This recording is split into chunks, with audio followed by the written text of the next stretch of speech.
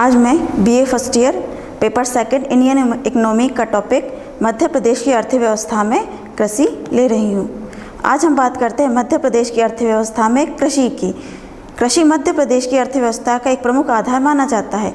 इस राज्य के सकल घरेलू उत्पादन में कृषि का 25.6 भाग है। जैसे जैसे उद्योग व सेवा क्षेत्र का विकास हो रहा है, वैसे वैसे कृषि का सकल घरेलू उत्पादन में भी हिस्सा बढ़ता जा रहा है। मध्य प्रदेश की 74.73% जनसंख्या ग्रामीण क्षेत्रों में रहती है तथा प्रत्यक्ष एवं अप्रत्यक्ष रूप से कृषि पर निर्भर है। इस प्रकार मध्य प्रदेश की अर्थव्यवस्था में कृषि की एक महत्वपूर्ण भूमिका होती है और मध्य प्रदेश कृषि का आधार भी माना जाता है। अब हम बात कर लेते हैं मध्य प्रदेश में कृषि की विशेषताओं की, जो निम्नलिखित हैं, जिसमें पहला माना जाएगा मानव संसाधन एवं रोजगार। मध्य प्रदेश में आज भी 72.73% जनसंख्या ग्रामीण है, जिसकी आजीविका का एक प्रमुख आधार कृषि है और वहाँ पर और व्यवसाय उपलब्ध नहीं है। अतः कृषि क्षेत्र मध्य प्रदेश की विशाल जनसंख्या को रोजगार प्रदान करती है। नेक्स्ट, उद्योग धंधों में योगदान। प्रदेश में कुछ बड़े उद्योग मुख्यतः कृषि पर आधारित होते हैं, जैसे चीनी उद्योग, सूती वस्त्र उद्योग, खाद्य उद्योग, तेल उद्योग, खाद्य प्रसंस्करण आदि उद्योग अभी भी कृषि पर ही निर्भर हैं, जिनसे इन उद्योगों को कच्चा माल कृषि से ही प्राप्त होता है। नेक्स्ट, लघु एवं कुटीर उद्योग।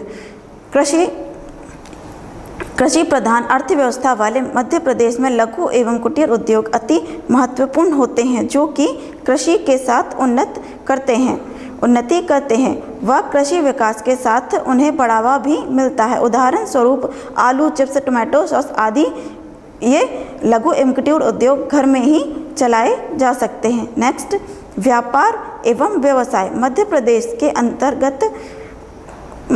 के अंतर्राज्यीय व्यापार व्यवसाय में एक बड़ा हिस्सा कृषि व्यवसाय का ही होता है। मध्य प्रदेश के अनेक किसानों के द्वारा नकदी फसलें, जड़ी बूटियां, औषधि पौधों की खेती करके इन क्षेत्रों की संभावनाओं को और अधिक बढ़ाया जा सकता है। हाल ही में मध्य प्रदेश सरकार ने घोषणा की है कि मध्य प्रदेश में उत्पादित सोयाबीन चीन को निर्यात किया जाएगा, जिससे मध्य प्रदेश को सोयाबीन राज्य के रूप में अंतर्राष्ट्रीय स्तर पर भी पहचान मिलेगी। नेक्स्ट, ऊर्जा संसाधन के रूप में प्रदेश में बेकार पड़ी अनावश्यक भूमि पर रतन जोत की खेती को बढ़ावा दिया जा सकता है, जो वैकल्पिक जैव ईंधन के रूप में उपयोग होती है। नेक्स्ट, पशुपालन। पशुपालन कृषि का एक सहायक साधन होता है, जो देश के किसानों के भार साधक कार्यों के साथ साथ दुग्ध उत्पादन के रूप में भी परिवार को पौष्टिक आहार प्रदान करने के लिए एवं उनकी आर्थिक वृद्धि में भी सहायक होते हैं। अब हम बात कर लेते हैं कि प्रमुख फसलों का उत्पादन व उत्पादिता की। मध्य प्रदेश की प्रमुख फसलों में जैसे गेहूं, चावल, ज्वार, तिलहन, कपास आदि आते हैं। इन सभी का उत्पादन व उत्पादिता का संक्षिप्त विवरण निम्नलिखित है, जिनमें प्रमुख है गेहूं। गेहूं मध्य प्रदेश की प्रमुख फसल है। रबी की फसलों का सबसे अधिक क्षेत्र के अंतर्गत आता है। 2015-16 में 50 लाख हेक्टेयर क्षेत्र में कृषि की खेती की गई थी। मध्य प्रदेश में गेहूं का प्रादेशिक वितरण असमान रहा है। राज्य में मालवा का पठार गेहूं उत्पादन की दृष्टि से प्रमुख है। हरित क्रांति से देश में सर्वाधिक लाभ गेहूं का उत्पादन हुआ है, क्योंकि हरित क्रांति से अधिक उत्पादन किया जा सकता है। नेक्स्ट, चावल। अविभाजित मध्य प्रदेश की यह सर्वाधिक महत्वपूर्ण फसल मानी जाती है। इसका प्रमुख क्षेत्र पूर्वी मध्य प्रदेश था। इसे धान का कटोरा के नाम से भी पुकारा जाता था। वर्तमान में मध्य प्रदेश में चावल का उत्पादन बहुत कम हो गया है।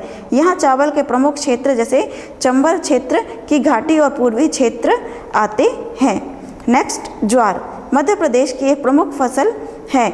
वर्ष 2015-16 के आंकड़ों के अनुसार 2.1 लाख हेक्टेयर भूमि ज्वार के अंतर्गत थी। मध्य प्रदेश में ज्वार खरीफ की फसलों में एक प्रमुख फसल है। ज्वार संपूर्ण मध्य प्रदेश के उत्पादित होती है, जहां गेहूं उगाया जाता है। इसमें अंतर केवल इतना है कि पश्चिम की ओर ज्वार का क्षेत्र बढ़ता जाता है तथा गेहूं का क्षेत्र घटता जाता है। नेक्स्ट, मक्का। मक्का खरीफ की फसल है। मक्का खरीफ की एक महत्वपूर्ण फसल मानी जाती है। यह उष्ण अर्ध क्षेत्रों में उत्पादित की जाती है। अर्ध शुष्क व असिंचित भागों में वर्षा काल से ही इसे उत्पादित किया जाता है। राज्य में मक्का का उत्पादन उज्जैन, मंदसौर, नीमच, रतलाम, गुना जिलों में होता है। नेक्स्ट, दाल। मध्य प्रदेश में भारत में सर्वाधिक दाल उत्पादित वाला राज्य है। वर्ष 2015-16 में भारत के कुल दाल का उत्पादन 22.8% भाग उत्पादित हुआ। दालों का उत्पादन वर्ष 1990-91 में 27.9 लाख टन था, जो बढ़कर 2015-16 में उत्पादित फसल 8.8 प्रति क्विंटल हेक्टेयर हो गई थी। नेक्स्ट, तिलहन। मध्य प्रदेश में अनेक तिलहन जैसे मूंगफली, सोयाबीन एवं सरसों आदि पैदा होते हैं। तिलहन के उत्पादन में मध्य प्रदेश का देश में दूसरा स्थान है। यहाँ भारत का 28% भाग तिलहन का उत्पादन होता है। तिलहन में फसलों के प्रमुख फसल होती है। मूंगफली मुख्यतः मालवा के पठार, नर्मदा की निचली घाटी तथा निकटवर्ती दक्षिणी भाग में होती है। सोयाबीन तिलहन के अंतर्गत आने वाली एक प्रमुख फसल है। देश का आधे से अधिक भाग मध्य प्रदेश में भी उत्पादित होता है। उत्पादन की दृष्टि से मध्य प्रदेश का देश में पहला स्थान है। इसी कारण इसे सोया स्टेट के नाम से भी जाना जाता है। वर्ष 1999-2000 में सोयाबीन का उत्पादन 44.3 लाख टन था, जो 2015-16 में बढ़कर 50 या 51 लाख टन हो गया था। सन 2015-16 में इसके का उत्पादन 8.3 क्विंटल प्रति हेक्टेयर हो गई थी। इस कारण मध्य प्रदेश में उज्जैन में सबसे ज़्यादा सोयाबीन लगता है, इसीलिए एमपी को सोयाबीन स्टेट कहा जाता है। नेक्स्ट है मध्य प्रदेश में कृषि के पिछड़ेपन के प्रमुख कारण। मध्य प्रदेश में कृषि अन्य राज्यों की तुलना में बहुत पिछड़ी अवस्था में है। अन्य राज्यों की तुलना में यहाँ सिंचाई का विकास बहुत कम हुआ है। शुद्ध बोया गया क्षेत्र कुल बोया गए क्षेत्र का देश के औसत से बहुत कम है इत्यादि। इसी कारण यहाँ कृषि उत्पादन का स्तर भी बहुत नीचा है। मध्य प्रदेश में कृषि के पिछड़ेपन एवं निम्न उत्पादकता के प्रमुख कारण निम्नलिखित हैं, जिनमें जोतों का आकार। मध्य प्रदेश में कृषि के पिछड़ेपन का एक प्रमुख आकार जोतों का आकार छोटा होना है। भारत में औसत जोत का आकार 1.3 हेक्टेयर के लगभग है, परंतु प्रदेश में 40.5% जोतें 1 हेक्टेयर से भी कम है, जिसके कारण यहाँ जोतों का पर आधुनिक तकनीक का प्रयोग संभव नहीं होता है तथा उत्पादन कम हो पाता है एवं लागत भी अधिक नहीं आती है। नेक्स्ट, सिंचाई के साधनों की अपर्याप्तता। प्रदेश में जोते जाने वाली भूमि के लगभग 30% भाग से ही सिंचाई की सुविधाएं उपलब्ध हो पाती हैं। इस कारण यहाँ अधिकांश कृषि कार्य वर्षा के सहारे ही निर्भर होते हैं। प्रदेश में वर्षा अनिश्चित एवं अनियंत्रित होती है, जिसके अतिरिक्त जो वर्षा होती है उसका वितरण असमान भी होता है। परिणाम स्वरूप कृषि कार्य सुरक्षा पूर्ण ढंग से नहीं हो पाता है तथा वह पिछड़ी अवस्था में रह जाती है। नेक्स्ट, निम्न श्रेणी की तकनीक। मध्य प्रदेश में कृषि पिछड़ेपन का एक प्रमुख कारण निम्न श्रेणी की तकनीक का प्रयोग होना भी होता है। यहाँ आधुनिक उपकरण का प्रयोग भी बहुत कम होता है, इसी कारण उन्नत बीजों का प्रयोग बहुत कम हो जाता है। नेक्स्ट, भूधारण प्रणाली। यहाँ अधिकांश किसान भूमि स्वयं के मालिक न होकर काश्तकार होते हैं, अतः कृषि में ना तो भूस्वामी और ना ही किसान कोई रुचि लेते हैं। इसके अतिरिक्त यहाँ जो भी कृषि भूमि होती है वह ककरीली मिट्टी की होती है, जिसमें उत्पादन बहुत कम हो पाता है। नेक्स्ट, परिवहन के साधनों का अभाव। राज्य में परिवहन के साधन अन्य राज्यों की तुलना में बहुत कम होते हैं, अतः विस्तृत कृषि क्षेत्रों में आधुनिक सुविधाएं पहुंचाना तथा उत्पादन को बाजार तक लाना एक समस्या होती है। यहाँ कृषि के विकास की एक प्रमुख समस्या बनी हुई है। ये तो बात हुई मध्य प्रदेश में कृषि के पिछड़ेपन के कारणों की। अब अगर मध्य प्रदेश में कृषि को उन्नत अवस्था में लाना है तो उसके उपाय निम्नलिखित कहे जाते हैं, और इस ओर सरकार ने कुछ उपाय किए भी हैं जो निम्नलिखित हैं, जिसमें है प्रमुख माने जाएंगे विशेष खाद्यान्न उत्पादन कार्यक्रम।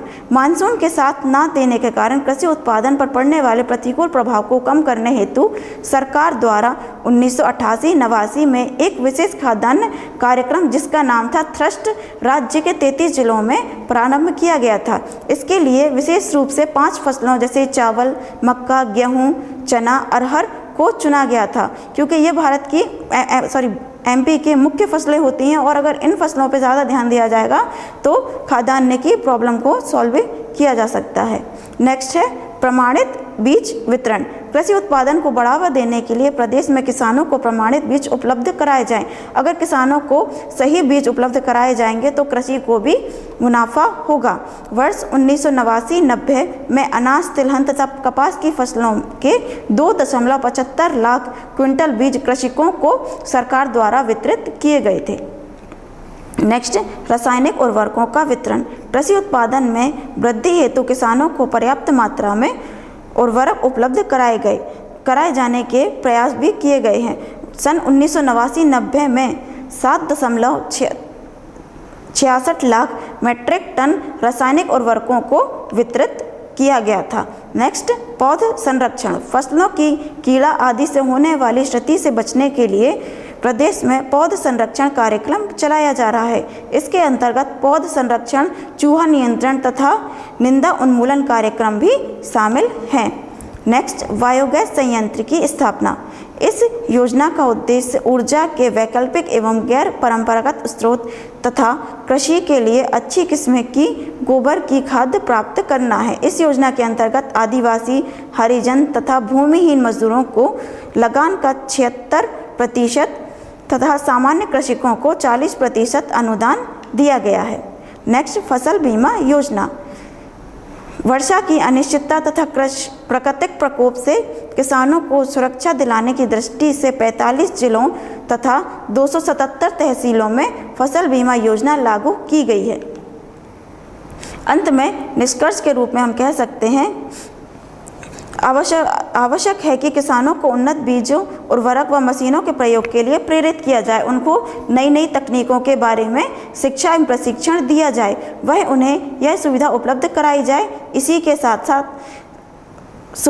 कृषि की सुविधाओं का विकास, कृषि को सस्ती ब्याज दर पर उपलब्ध कराया जाए तथा कृषि व्यवसाय में सुधार किए जाएं। ग्रामीण क्षेत्रों में आधारित संरचना के तेजी से विकास करना भी अति आवश्यक होता है। इन उपायों को अपनाकर ही कृषि को उन्नत बनाया जा सकता है और कृषि कार्य का विकास भी संभव हो सकता है। इस तरह आज का मेरे ये टॉपिक समाप्त होता है। Thank you.